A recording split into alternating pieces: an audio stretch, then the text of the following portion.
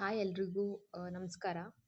So ಇವತ್ತಿನ video ಬಂದು final part and part 4 of this series ಅಂತಲೇ ಹೇಳ್ಬೋದು. ಸೊ ನಾನು 2024ನ AIBE ಕ್ವೆಶನ್ ಪೇಪರ್ನ ಸಾಲ್ವ್ ಮಾಡ್ತಾ ಇದ್ದೀನಿ ಆ್ಯಂಡ್ ಐ ಹೋಪ್ ಇದೆಲ್ಲ ನಿಮಗೆ ಹೆಲ್ಪ್ಫುಲ್ ಆಗ್ತಾ ಇದೆ. ನೀವು ಖುದ್ದಾಗಿ ಕ್ವೆಶನ್ ಪೇಪರ್ನ ಸಾಲ್ವ್ ಮಾಡೋಕ್ಕಾಗಿಲ್ಲ ಅಂದ್ರೂ ಈ ಸೀರೀಸ್ ಮುಖಾಂತರ ನೀವು ಯಾವ ಥರ ಕ್ವೆಶನ್ಸ್ ಬಂದಿದೆ ಮತ್ತು ಯಾವ ಥರ ನಾವು ಸಾಲ್ವ್ ಮಾಡ್ಬೋದು ಅಂತ ತಿಳ್ಕೊಬೋದು. ಸೊ ಲಾಸ್ಟ್ ಪಾರ್ಟ್ನ ಸ್ಟಾರ್ಟ್ ಮಾಡೋಣ. ಸೊ ಸ್ಟಾರ್ಟ್ ಮಾಡೋಕ್ಕೂ ಮುಂಚೆ ನೀವು ನಿಮ್ಮ ಫ್ರೆಂಡ್ಸ್ ಯಾರಾದರೂ ಪ್ರಿಪೇರ್ ಆಗ್ತಾ ಇದ್ದರೆ ದಯವಿಟ್ಟು ಅವ್ರ ಹತ್ರ ಶೇರ್ ಮಾಡಿ. ಇದು ಆ್ಯಸ್ ಮಚ್ ಆಸ್ ಎಷ್ಟು ಜನಕ್ಕಾಗುತ್ತೋ ಅಷ್ಟು ಜನಕ್ಕೆ ಹೆಲ್ಪ್ ಮಾಡೋಕ್ಕೋಸ್ಕರನೇ ಈ ವಿಡಿಯೋ ಆಗಿರೋದು. So let start with this video. So 76 ಕ್ವೆಶನಿಂದ ಇವತ್ತು 100 ಕ್ವೆಶನ್ವರೆಗೂ ನಾವು ಕಂಪ್ಲೀಟ್ ಮಾಡಿ 2024 ಕ್ವೆಶನ್ ಪೇಪರ್ನ ಸಾಲ್ವ್ ಮಾಡಿಬಿಟ್ರೆ ಒಂದು ವರ್ಷದ ಕಂಪ್ಲೀಟ್ ಆಗುತ್ತೆ. ಇದೇ ಥರ ನಾನು ಪ್ರೀವಿಯಸ್ 5 ಇಯರ್ಸ್ ಕ್ವೆಶನ್ ಪೇಪರ್ನ ಅಪ್ಲೋಡ್ ಮಾಡ್ತೀನಿ ಇದೇ play ಲಿಸ್ಟಲ್ಲಿ. So let's get started. Which of the following is or are included under the definition of employer given under the Industrial Relations Code ಅಂತ ಇದೆ. ಸೊ ನಾನೊಂದು ಹೇಳೋದು ಇಂಡಸ್ಟ್ರಿಯಲ್ ಕೋಡ್ ಅಂತ ಇದೆ. Factories act ಅನ್ನೋದು ನಮಗೆ ಗೊತ್ತಿದೆ, ಅದು related to industries. So factories actually ಏನಂತ ಇರುತ್ತೆ, ಇಂಡಸ್ಟ್ರಿಯಲ್ ರಿಲೇಷನ್ಸ್ ಕೋಡ್ ಆ್ಯಕ್ಟಲ್ಲೂ ಅದೇ ಇರಬೇಕಲ್ವಾ.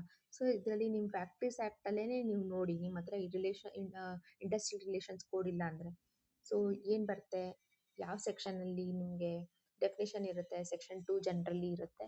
ಸೊ ಸೆಕ್ಷನ್ 2 ಅಲ್ಲಿ ನೋಡಿ ಯಾರು ಎಂಪ್ಲಾಯರ್ಗೆ ಯಾರ್ಯಾರು ಕ್ಯಾಟಗರಿಗೆ ಯಾರ್ಯಾರು ಫಾಲೋ ಆಗ್ತಾರೆ ಅಂತ. ಸೊ ಇದ್ರದ್ದು ಅಫಿಷಿಯಲ್ ಆನ್ಸರ್ ಬಂದ್ಬಿಟ್ಟು ಆಪ್ಷನ್ ನಂಬರ್ ಡಿ. ಸೊ 1, 2, 3 ಅಂದರೆ ಆಕ್ಯುಪೈರ್ ಆಫ್ ದ ಫ್ಯಾಕ್ಟ್ರಿ, ಕಾಂಟ್ರಾಕ್ಟರ್ ಮತ್ತು ಮ್ಯಾನೇಜರ್ ಆಫ್ ದ ಫ್ಯಾಕ್ಟ್ರಿ ಈ 3 ಜನನು ಎಂಪ್ಲಾಯರ್ ಅಂತ ಡೆಫಿನೇಷನಿಗೆ ಬರುತ್ತೆ. Next 77th question. Which of the following legislation has been included under social security code 2020 ಅಂತ ಕೊಟ್ಟಿದ್ದಾರೆ.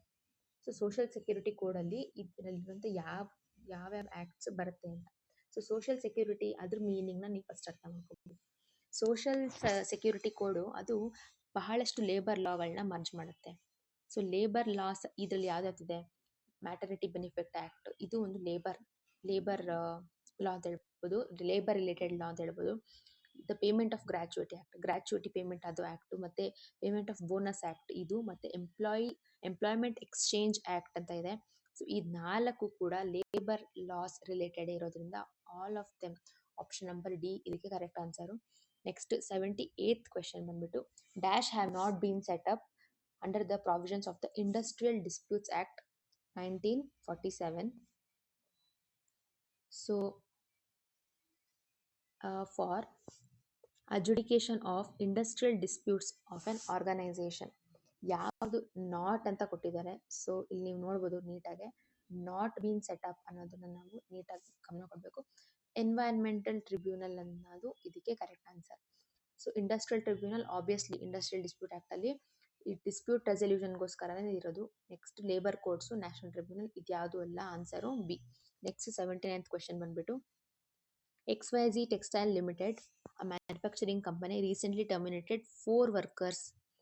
4 ಜನ ವರ್ಕರ್ಸ್ನ ಟರ್ಮಿನೇಟ್ ಮಾಡಿದ್ದಾರೆ, ಅಂದರೆ ಕೆಲಸದಿಂದ ಹೊರಗಡೆ ಹಾಕಿದ್ದಾರೆ ವಿತೌಟ್ ಪ್ರೊವೈಡಿಂಗ್ ಎನಿ ಕಾಂಪನ್ಸೇಷನ್ ಕೊಡ್ದಂಗೆ. The termination was because of misconduct of the part of the workers. The company issued a case show cause notice and the disciplinary inquiry conducted against them. On the basis of the recommendation of the committee, the service which was rejected by the management. Aggrieved by the rejection, the workers have filed a case of these employees were terminated ಅಂತ ಇದೆ. Actually question ಪೇಪರಲ್ಲಿ questions ಸ್ವಲ್ಪ ಗ್ರಾಮಟಿಕಲಿ wrong ಇದೆ, ಇದರಲ್ಲಿ ಇದು ನಮ್ಗೆ ಅರ್ಥ ಆಗೋದಿಲ್ಲ, ಬಟ್ ನೀವು ಅದನ್ನ ಟ್ರೈ ಮಾಡಿ ಅರ್ಥ ಮಾಡ್ಕೊಳ್ಳೋಕೆ. The workers claim the retrenchment compensation claimed in the labour code under the provision of the industrial dispute act 1947 based on the about problem. ಈ ಪ್ರಾಬ್ಲಮ್ಗೆ ಅನುಗುಣವಾಗಿ ಕ್ವೆಶನ್ ಕೇಳಿದ್ದಾರೆ, ಯಾವುದು ಕರೆಕ್ಟ್, ಈ 4ರಲ್ಲಿ ಯಾವ್ದು ಕರೆಕ್ಟು ಅಂತ. ಸೊ ಈಚ್ ಆಪ್ಷನ್ನ ನಾವು ನೋಡ್ತಾ ಹೋಗೋಣ.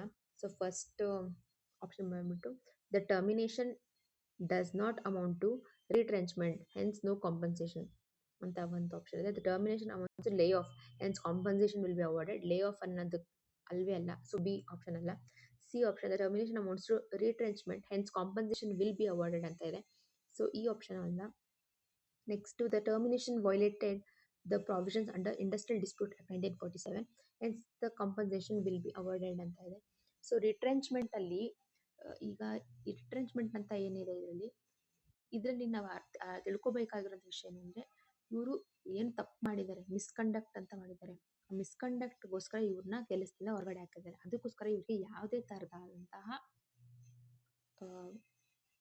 ಏನು ಕಾಂಪನ್ಸೇಷನ್ ಆಗಲಿ ಇವ್ರಿಗೆ ಸಿಗೋದಿಲ್ಲ. So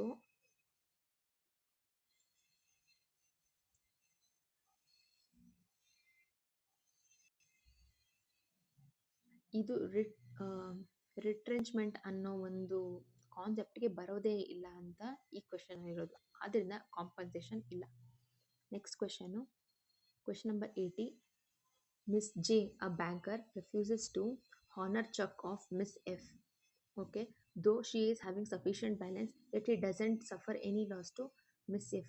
Miss F can file a case under which scenario? So ಇದರಲ್ಲೇನಿದೆ, ಒಂದು ನಮಗೆ ಲೀಗಲ್ ಇಂಜುರಿ ಆಗಬೇಕು ಅಂದರೆ ಅದರಿಂದ ಒಂದು ಡ್ಯಾಮೇಜ್ ಕಾಸ್ ಆಗಿರಬೇಕು. ಸೊ ಬೇಸಿಕಲಿ ಈ ಒಂದು ಆ್ಯಕ್ಷನ್ ಇಂದ ಈ ಆ್ಯಕ್ಷನ್ ಆಗಿದೆ, ಬಟ್ ಇಲ್ಲಿ ಯಾವುದೇ ಥರದಂತಹ ಲಾಸ್ ಆಗಿಲ್ಲ. ಸೊ ನಾವು ಇವಾಗ 4 ಕೊಟ್ಟಿದ್ದಾರೆ. ವೈಲೆಂಟಿ ನಾನ್ ಫಿಟ್ ಇಂಜೂರಿಯಾ ಸೈನೆ ಡ್ಯಾಮ್ನಮ್ ಸೈನೆ ಇಂಜೂರಿಯಾ ರೆಸ್ ಇಪ್ಸಾ ಲಾಕಿಟೂರ್ ಅಂತ ಇದೆ. ಸೊ ಇದರಲ್ಲಿ ನಾವು ಇಂಜೂರಿಯಾ ಸೈನೆ ಡ್ಯಾಮ್ನಮ್, ಸೊ ಯಾವುದೇ ಥರದಂತಹ ಪ್ರಾಬ್ಲಮ್ ಆಗದೆ ಇಲ್ದ್ರಿಂದ ಇಂಜೂರಿಯಾ ಸೈನೆ ಡ್ಯಾಮ್ನಮ್ ಇದು ಕರೆಕ್ಟ್ ಆಗಿರೋ answer. Next 81st question. Mister D told mister A to leave the premises in occupation of mister A. ಓಕೆನಾ, ಹೊರಟೋಗಿ ಅಂತ ಹೇಳಿದ್ದಾರೆ. ಲೀವ್ ದ ಪ್ರಿಮೈಸ್, ಅವರಿರುವಂಥ ಜಾಗ ಬಿಟ್ಟು ಹೊರಟೋಗಿ ಅಂತ ಹೇಳಿದ್ದಾರೆ. When mister A refused, then mister B collected some of his workmen who mustered around Mr. A. They, tucking up their sleeves and apron, and threatened to break the plaintiff's neck. He did not leave. Under which tortious act Mr. A can file the case? ಹೊರಟೋಗು ಅಂತ ಗುಂಡಾಗಿರಿ ಮಾಡಿದ್ದಾರೆ basically. So ಇದು ಯಾವುದು? Option A false imprisonment, option B assault, option C battery, option D hurt. So ಇದು obviously ಅಸಾಲ್ಟ್ಗೆ ಸೇರ್ಪಡೆ ಆಗುತ್ತೆ. ಯಾಕೆ ಅಂದರೆ ಅಸಲ್ಟ್ ಯಾವಾಗುತ್ತೆ, ಒಬ್ಬ ಪರ್ಸನ್ಗೆ ಇಂಟೆನ್ಷನಲ್ಲಿ ಅವ್ರು ಏನಾದರೂ ಒಂದು ಫೋರ್ಸ್ನ ಯೂಸ್ ಮಾಡಿದಾಗ ಅದು ಫಿಸಿಕಲ್ ಆಗದೆ ಇಲ್ದಿರ್ಬೋದು, ಫೋರ್ಸ್ನ ಯೂಸ್ ಮಾಡಿದಾಗ ಅದು ಅಸಾಲ್ಟ್ ಆಗುತ್ತೆ. ಸೊ ಇದಕ್ಕೆ ಆನ್ಸರು. ನೆಕ್ಸ್ಟ್ ಕ್ವೆಶನ್ ಬಂದ್ಬಿಟ್ಟು question number 82. Miss J knowingly took a lift. Knowingly ಅನ್ನೋದು ಕರೆಕ್ಟ್, ಇದು ಒಂದು ಕೀವರ್ಡ್ ಆಗುತ್ತೆ. While taking the lift, that driver Mr. T was under the influence of alcohol. Consequently, car met with an accident and Miss J got injuries and she had filed a case for compensation. Which defense could be claimed by Mr. T? Mr. T ಯಾವ ಒಂದು ಡಿಫೆನ್ಸ್ನ ಅವರು ತಗೋಬೋದು ಅಂತ ಹೇಳಿದ್ದಾರೆ. So ಇದಕ್ಕೆ options ನೋಡೋಣ. First one volenti non fit injuria, second one act of God, third one inevitable accident, last one act of necessity ಅಂತ ಇದೆ.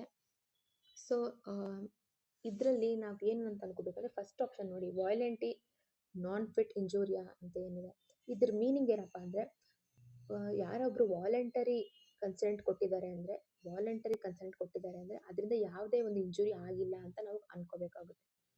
ಫಾರ್ ಎಕ್ಸಾಂಪಲ್, ಇವಾಗ ಇವ್ರಿಗೆ ಗೊತ್ತಿದೆ ಅವರು ಆಲ್ಕೋಹಾಲ್ ಇನ್ಫ್ಲೂಯೆನ್ಸ್ ಅಲ್ಲಿದ್ದಾರೆ ಅಂತ, ಆದ್ರೂ ಅವರು ಕಾರಲ್ಲಿ ಹತ್ಕೊಂಡು ಕೂತ್ಕೊಂಡಿದ್ದಾರೆ. ಸೊ ಅದು ಅವ್ರ voluntary action.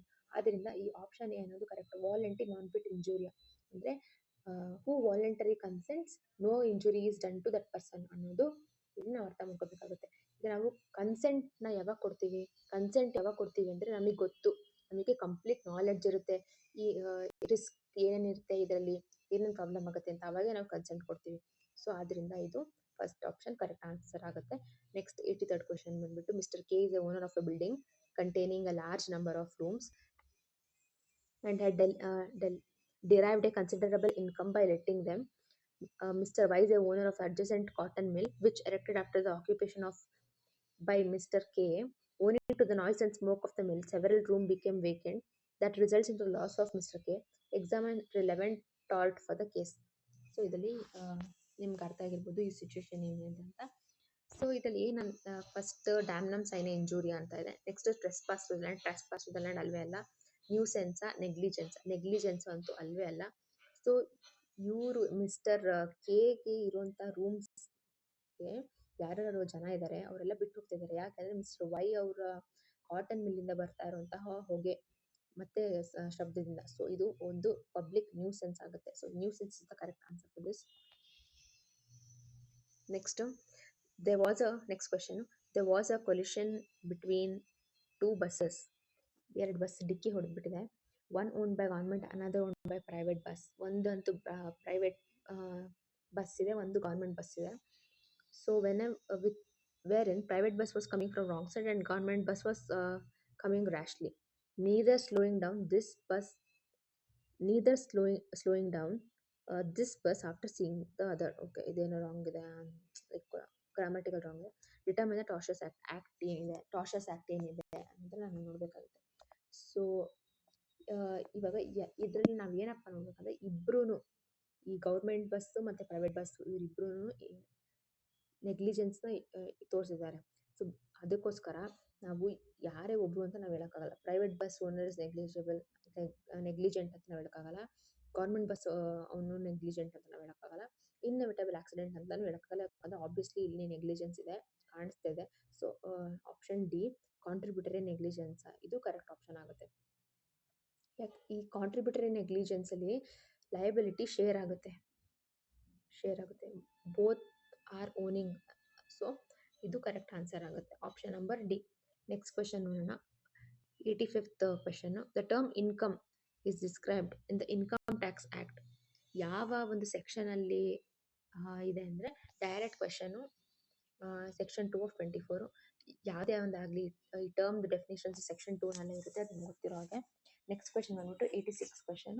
Mister X deposit 65,000 rupees in 5 years, okay, post office ಅಲ್ಲಿ to avail tax deduction under section 80C.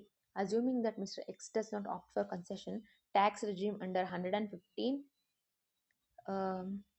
Bracket ಅಲ್ಲಿ of the income tax act on the basis of the above problem, ಈ ಕೊಟ್ಟಿರುವಂತ ಪ್ರಾಬ್ಲಮ್ಗೆ ಯಾವ option correct ಅಂತ ನಾವು ತಿಳ್ಕೊಬೇಕಾಗುತ್ತೆ. So basically tax evasion ಅನ್ನೋದೇನು, ಟ್ಯಾಕ್ಸ್ ಅವಾಯ್ಡೆನ್ಸ್ ಅಂದ್ರೆ ಏನು ಅಂತ ನೀವು ಅರ್ಥ ಮಾಡ್ಕೋಬೇಕಾಗುತ್ತೆ ಇದರಲ್ಲಿ. ಸೊ ಈ ಕರೆಕ್ಟ್ ಆನ್ಸರ್ ಬಂದ್ಬಿಟ್ಟು mister X is not guilty of either tax evasion or tax avoidance ಅನ್ನೋದು ಇದನ್ನ correct answer. So tax evasion ಅಂದ್ರೆ ಏನು, ಟ್ಯಾಕ್ಸ್ ಅವಾಯ್ಡೆನ್ಸ್ ಅಂದ್ರೆ ಏನು, ಅದನ್ನ ನಾವು ಅರ್ಥ ಮಾಡ್ಕೊಳ್ಳೋಣ.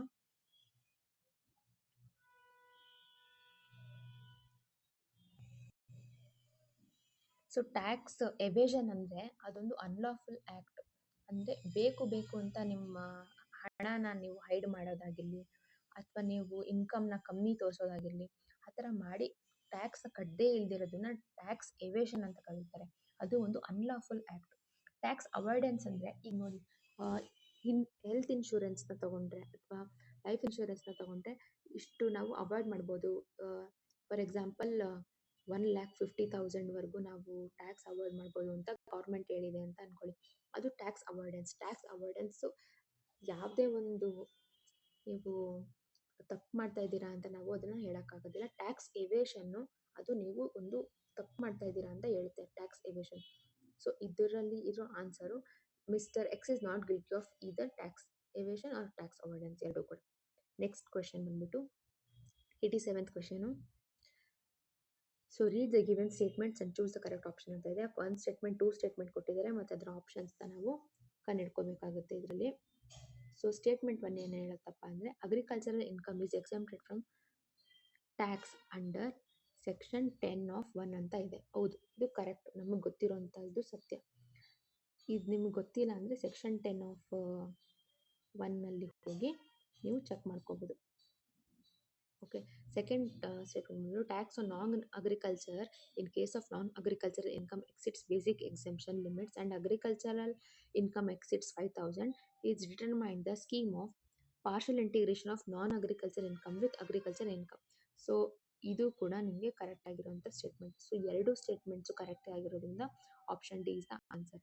88th ಕ್ವೆಶನ್ ಬಂದ್ಬಿಟ್ಟು, rent free accommodation provided by the employer to the employee is ಏನು ಅಂತ ಕೇಳಿದ್ದಾರೆ. ಸೊ ರೆಂಟ್ ಫ್ರೀ ಅಕಾಮಿಡೇಷನ್, ನೀವು ಅಕಾಮಿಡೇಷನ್ ಅಂದರೆ ವಾಸ ಮಾಡೋದಕ್ಕೋಸ್ಕರ ಒಂದು ಸ್ಥಳ.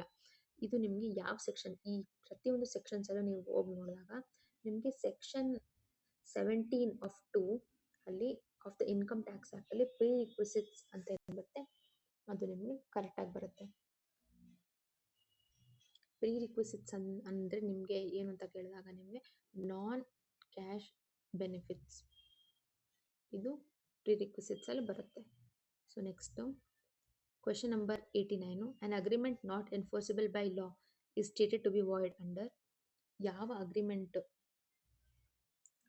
ನಾಟ್ ಎನ್ಫೋರ್ಸಬಲ್ ಬೈ ಲಾ ಅದು ಯಾವ ಸೆಕ್ಷನ್ ನಡೆಯಿದೆ ಅಂತ ಕೇಳಿದ್ದಾರೆ. ಸೊ ಅದಕ್ಕೆ ಆನ್ಸರ್ ಬಂದ್ಬಿಟ್ಟು section 2 of G, option number D ಇದು.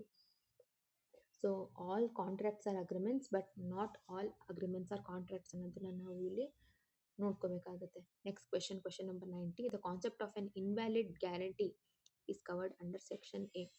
ಇನ್ವ್ಯಾಲಿಡ್ ಗ್ಯಾರಂಟಿ ಅನ್ನೋದು ಕಾಂಟ್ರಾಕ್ಟ್, ನೀವು ಕಾಂಟ್ರಾಕ್ಟ್ ಆಕ್ಟ್ ನೋಡಬೇಕಾಗುತ್ತೆ. ಕಾಂಟ್ರಾಕ್ಟ್ ಆಕ್ಟ್ 1872 ನೋಡಿ, ಅದರಲ್ಲಿ ಸೆಕ್ಷನ್ 142 ಇಂದ 144 ಇದರಲ್ಲಿ ಈ ಕಾನ್ಸೆಪ್ಟು ಕವರ್ ಆಗಿದೆ. ನೆಕ್ಸ್ಟು 91st ಕ್ವೆಶನು, ಎ ಅನ್ನೋ ವ್ಯಕ್ತಿ a real estate developer entered into a contract with B, the owner of the piece of prime land, for the purchase of her property.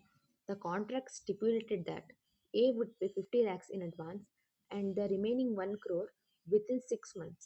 In return, B agreed to transfer the title of the land. ಓಕೆನಾ, ಇಲ್ಲೊಂದು agreement ಆಗಿದೆ. However, after receiving the advance payment, B refused to execute the sale deed, claiming that she received a better offer from another buyer. A demanded the enforcement of the contract under the Special Relief Act 1963, but B denied his claim. A has to file a suit in the court of law. On the basis of the above problem, select the correct answer ಅಂತ ಕೊಟ್ಟಿದ್ದಾರೆ. So ಇಲ್ಲಿ ಇವರು ಆಮೇಲೆ ಲಾಸ್ಟಲ್ಲಿ ಕೈ ಕೊಟ್ಬಿಟ್ಟಿದ್ದಾರೆ, ನಾನು ಜಾಗ sale ಮಾಡೋದಿಲ್ಲ ಯಾಕಂದರೆ ನನಗೆ ಇನ್ನೂ ಜಾಸ್ತಿ ದುಡ್ಡು ಬರೋ ಕಾರಣ ಅಂತ ಹೇಳಿದ್ದಾರೆ. ಸೊ ಇದು ಕಾನ್ಸೆಪ್ಟ್ ಬಂದ್ಬಿಟ್ಟು, ಇದು ಆಪ್ಷನ್ಸ್ನ ಓದಿದ್ರೆ ನಮಗೆ ಕ್ಲೀನ್ ಆಗುತ್ತೆ. ಸೊ ಆಪ್ಷನ್ಸ್ ಓದೋಣ. A may file a suit in criminal court having the power under BNSS. So ಇದೊಂದಿದೆ.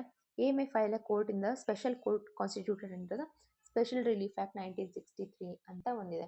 ಇದನ್ನ ಬಿಟ್ರೆ A may file a civil suit in the civil court having the power under the CPC ಅನ್ನೋದಿದೆ. No suit can be brought against A. ಈ option D ಅನ್ನೋದು obviously ಇಲ್ಲ. ನಮಗೆ ಇದು civil ಕೋರ್ಟಲ್ಲಿ ನಾವು ಈ ಸಿವಿಲ್ ಸೂಟ್ನ ತೊಗೊಂಡು ಹೋಗಬೇಕಾಗುತ್ತೆ. ಸೊ ಇದು ಆಪ್ಷನ್ ಸಿ, ಯಾಕಂದರೆ ಇದು ಸಿವಿಲ್ ಮ್ಯಾಟರ್ ಆಗಿರೋದ್ರಿಂದ ಸಿವಿಲ್ ಕೋರ್ಟಿಗೆ CPC ಸಿವಿಲ್ ಪ್ರೊಸೀಜರ್ಸ್ನ ತೊಗೊಂಡೋಗಿ ನಾವು ಸೂಟ್ನ ಫೈಲ್ ಮಾಡ್ಬೋದಾಗುತ್ತೆ. Next question number 92, A transfers a piece of land to B on the condition that B shall not transfer the land to anyone else in the next 10 years. In this case, B has no right to transfer the land to someone else for the next 10 years. ಓಕೆನಾ. So ಈ ಮೇಲ್ಗಡೆ ಇರುವಂತಹ ಒಂದು statement ಪ್ರಕಾರ ಯಾವುದು correct option? It amounts to conditional transfer of property, it amounts to conditional limitation of transfer of property, it amounts to subsequent transfer of property, it amounts to conditional precedent in the transfer of property. So ಇವಾಗ ಇದನ್ನು ನಾವು 4 ಆಪ್ಷನ್ನ ನೋಡಿದ್ರೆ ಇಲ್ಲಿ ಏನಂತ ಹೇಳಿದೆ, 10 ವರ್ಷದವರೆಗೂ ನಾವು ಯಾವುದೇ ಕಾರಣಕ್ಕೂ 10 ವರ್ಷದವರೆಗೂ ಈ ಪ್ರಾಪರ್ಟಿನ ಮಾರೋ ಆಗಿಲ್ಲ. ಸೊ ಇಲ್ಲಿ ನಾವೇನು ಮಾಡ್ತಿದ್ದೀವಿ, ಲಿಮಿಟೇಷನ್ನ ಆ್ಯಡ್ ಮಾಡ್ತಾ ಇದ್ದೀವಿ. ಒಂದು ಲಿಮಿಟೇಷನ್ ಇರುತ್ತೆ, ಅದನ್ನು disadvantage. So it amounts to conditional limitation on transfer of property, ಇದು correct answer. Next question number 93, Mr. Rajesh issued a check of 50,000 to his supplier, Mr. Sharma, ಓಕೆನಾ, for the payment of goods purchased. So ಇದು check issue ಮಾಡಿದ್ದಾರೆ, ಸರಿನಾ, ರಾಜೇಶ್ ಅನ್ನೋರು ಶರ್ಮಾಗೆ. When Mr. Sharma deposited the check, it was returned by the bank with the remark insufficient funds. So cheque bounce ಆಗಿದೆ. Next, on the basis of the above problem ಯಾವುದು correct answer ಅಂತ ಅವ್ರು ಕೇಳಿದ್ದಾರೆ. So ನಾವು ನೋಡೋಣ one by one ಯಾವ್ಯಾವ options ಇದೆ ಅಂತ. So a complaint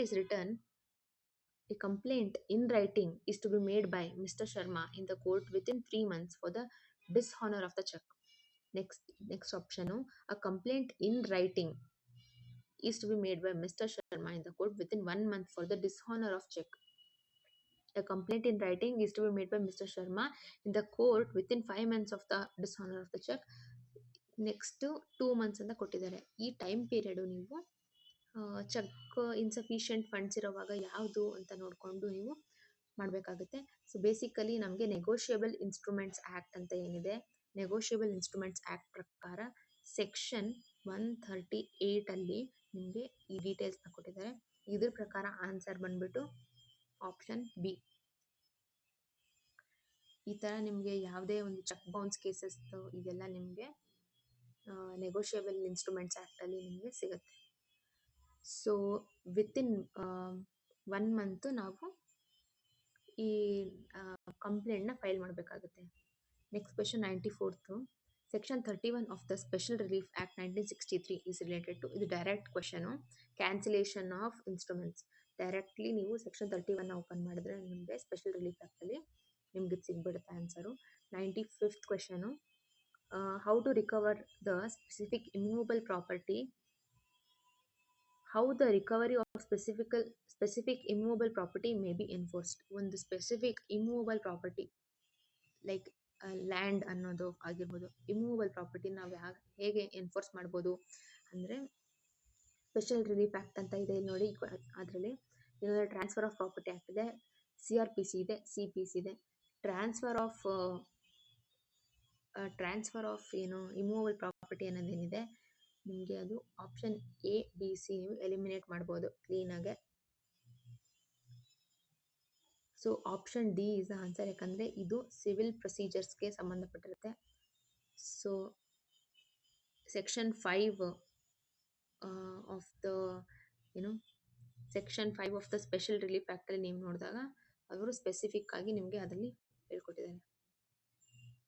next question ಬಂದ್ಬಿಟ್ಟು ಕ್ವೆಶನ್ ನಂಬರ್ 96.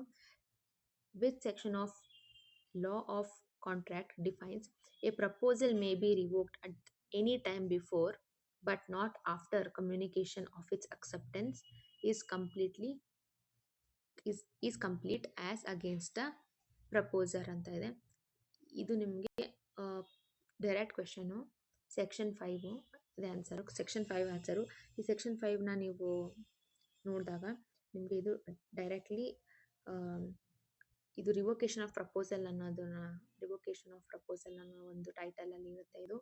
ಸೊ ಇದು ನಿಮಗೆ ಸಿಗುತ್ತೆ. Next question 97th question.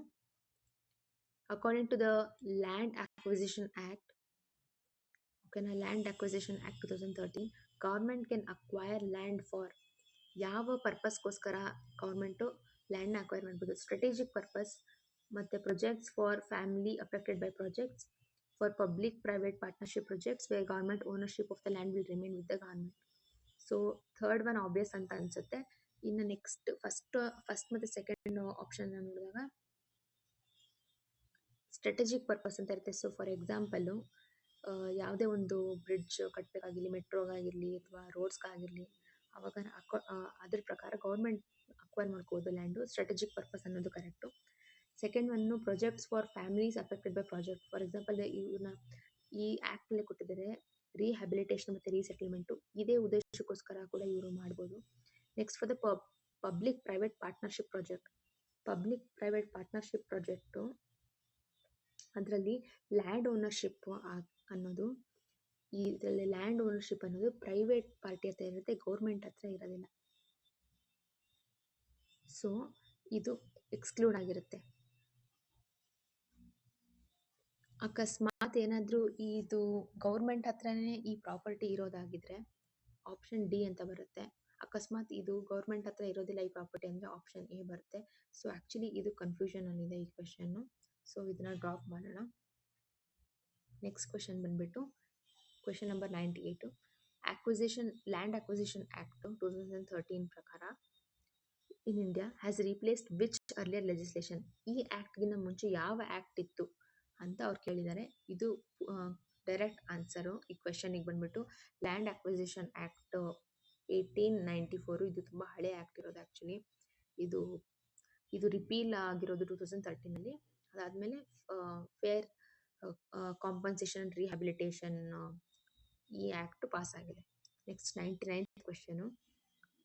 Soham, an independent software developer, created mobile app called FitLife that provided personalized fitness plan. He registered the app's name and logo under trademark law and copyrighted the app's source code. However, 6 months after its launch, Soham discovered a competing app called Fit Life with a similar logo and feature being marketed by a large tech company. Believes that competing app copied element of his source code and intentionally used a confusing similar name and logo to mislead the customer. ಓಕೆನಾ? So ಇದು ನಿಮಗೆ ಏನು ಇದ್ರದ್ದು option ಏನು problem ಅರ್ಥ ಆಗಿದೆ. ಇದು ಏನಾಗಿದೆ, ಸೊ ಕಾಪಿರೈಟ್ ಇನ್ಫ್ರಿಂಜ್ಮೆಂಟ್ ಅಂತ ನಾವು ಹೇಳ್ಬೋದು. ಸೊ ಸೊ ಇದು ಹೇಳ್ಬೋದು. ಇದಕ್ಕೆ ಆಪ್ಷನ್ ನೋಡೋಣ. Under the trade mark law, can Soham claim infringement for the use of similar name logo for the competing app? ಇದಕ್ಕೆ ಆನ್ಸರ್ ಬಂದ್ಬಿಟ್ಟು ಎಸ್ ಅಂತ. ಆಬ್ವಿಯಸ್ಲಿ, ಯಾಕಂದರೆ ಫಿಟ್ ಲೈಫ್ ಮತ್ತು ಫಿಟ್ ಲೈಫ್ ಎರಡೂ ಈ ಸ್ಪೆಲ್ಲಿಂಗ್ಸ್ ನೋಡ್ಕೊಳ್ಳಿ.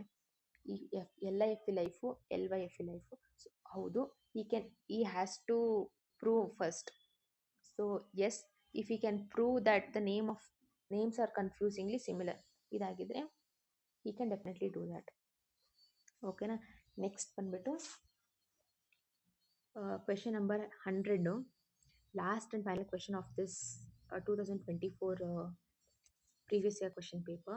What is the duration of copyright protection of literary work in India? So first literary ವರ್ಕಲ್ಲಿ ಏನೇನು ಬರುತ್ತೆ ಅಂತ ನಾವು ನೋಡ್ಕೋಬೇಕಾಗುತ್ತೆ. ಲಿಟರರಿ ವರ್ಕಲ್ಲಿ ನಮಗೆ ಡ್ರಾಮಾಸ್ ಬರುತ್ತೆ, ಲಿಟ್ರೇಚರ್ ಬರುತ್ತೆ, ಸಾಹಿತ್ಯ ಬರುತ್ತೆ, ಮ್ಯೂಸಿಕ್ ಬರುತ್ತೆ, ಆರ್ಟಿಸ್ಟಿಕ್ ವರ್ಕು ಯಾವುದೇ ಆಗಿರಲಿ ಅದೆಲ್ಲ ಲಿಟರರಿ ವರ್ಕಲ್ಲಿ ಬರುತ್ತೆ. ಓಕೆನಾ? ಸೊ ಇದಕ್ಕೆ ನಿಮ್ಮ ಲೈಫ್ ಟೈಮು ಮತ್ತು ಸಾರಿ 1 ಸೆಕೆಂಡ್ ಮತ್ತೆ ಬರಿತೀನಿ. ಲೈಫ್ ಟೈಮ್ ಆ ವ್ಯಕ್ತಿ ಇರೋಂಥ ಈ ಲಿಟರರಿ ವರ್ಕ್ ಮಾಡಿರೋಂಥ ವ್ಯಕ್ತಿ ಇರೋದು lifetime plus 60 years. So ಇದು lifetime of the author plus 60 years. ಇದು ಕರೆಕ್ಟ್ ಆಗಿರೋಂಥ ಆನ್ಸರ್. ಐ ಹೋಪ್ ಈ ಸೀರೀಸ್ ನಿಮಗೆ ಹೆಲ್ಪ್ ಆಗಿದೆ ಅಂತ. ಯಾವುದೇ ಒಂದು ಡೌಟ್ಸ್ ಅಥವಾ ಏನಾದರೂ ಆಗಿದ್ದರೆ ದಯವಿಟ್ಟು ಕಮೆಂಟ್ ಸೆಕ್ಷನಲ್ಲಿ ತಿಳಿಸಿ, ನಾನು ಹೆಲ್ಪ್ ಮಾಡೋಕ್ಕೆ ಟ್ರೈ ಮಾಡ್ತೀನಿ ನನಗಾದಷ್ಟು. Thank you so much for patiently listening and thank you for the support. Thank you all.